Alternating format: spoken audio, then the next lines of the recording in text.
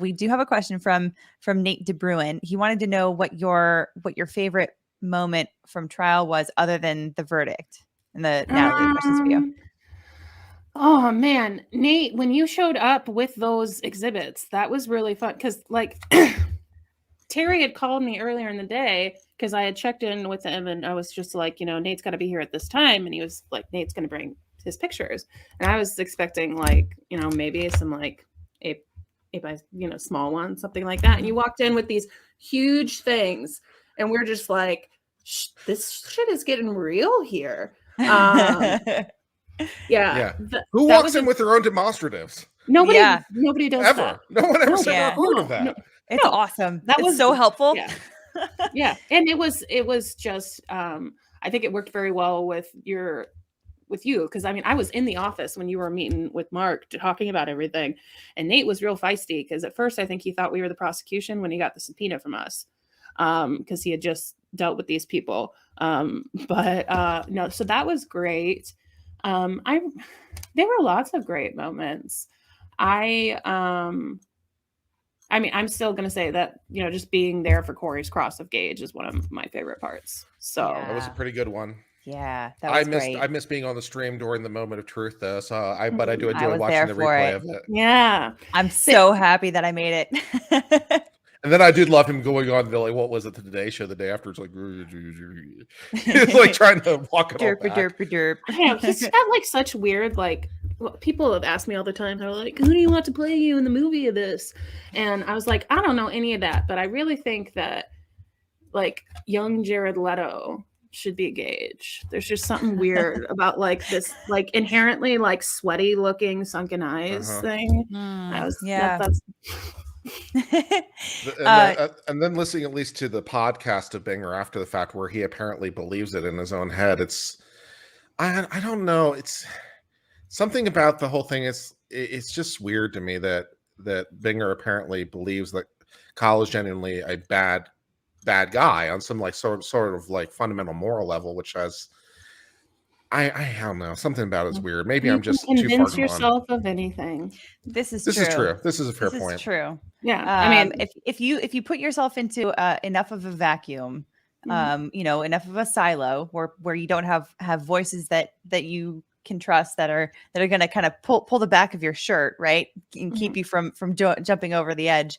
You can definitely convince yourself of pretty much anything. So another question that Nate DeBruin had for you, Natalie, was whether the Kyle Rittenhouse case is your biggest case so far.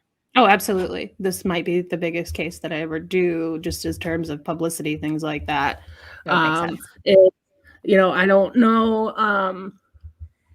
Like people who didn't know me, it was weird seeing my young cousins at Christmas time because they were just like, "You've been on TV for a month straight."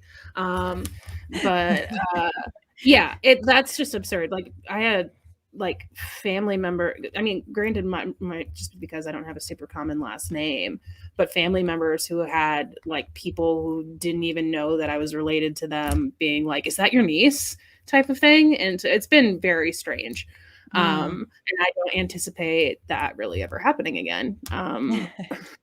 But makes sense, unless you start your own YouTube channel, and then maybe it can happen all over again.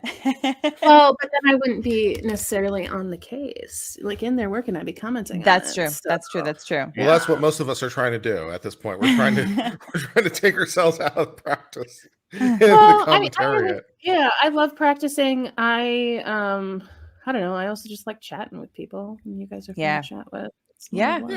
I agree. With.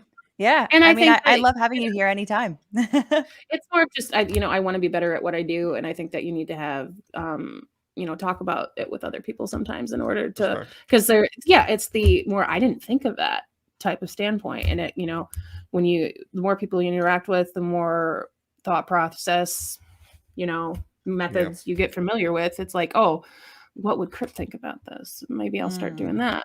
No, if this question's already been answered, I apologize. And if you don't want to answer the question, I understand. But there's still one moment in the trial that kind of confuses me when it was like the great aunt or whatever. If I think it was Huber who was going to testify.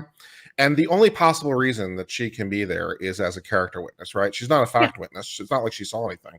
So her only possible reason to be there is my baby didn't do nothing wrong. But so the defense's objection to her testifying confused me, because it seemed like the benefits of being able to, well, you say your baby didn't do nothing wrong. Here are some specific things I'd like to now bring in, now that I can bring in all this wonderful character testimony. So that was one moment that confused me in the trial. So I don't know if you have commented or can comment, but it was a confusing objection to me. Well, there were a lot of issues with that. I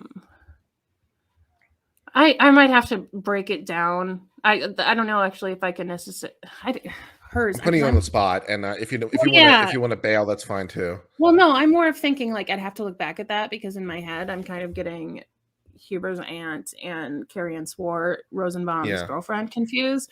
Is I mean, I don't.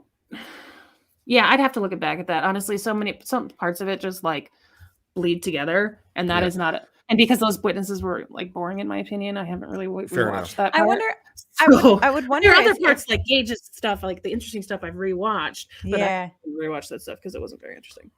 I would wonder if maybe part of that was that there was no guarantee that the judge would rule that, okay, yes, now you can get, other witnesses in there or other evidence in there that rebuts this character evidence. I mean, it's like technically that's what should happen, but I wonder if it's like that's still somewhat of a gamble if the court decides to rule against you on entry. That was the idea, then fair enough. Yeah, that's a Corey question too, unfortunately, is because those were his witnesses. So, well, Corey, come on the stream so I can ask you things. Yeah. And then you can tell me how I don't know anything. He's going to be at the NACTL conference in Aspen next week. There you go. Corner him. Just corner him. Okay, there you go. I'm sure that'll go over corner him. Get yourself I'm sure everyone Aspen. else will be trying to corner him too, so I'll try to fight my way in there. He does he is aware of the Agent 47 stuff though, and I mean, even though he is not familiar obviously with like playing Hitman, he does think it's cool. So that's awesome. He should think it's cool. That's so great.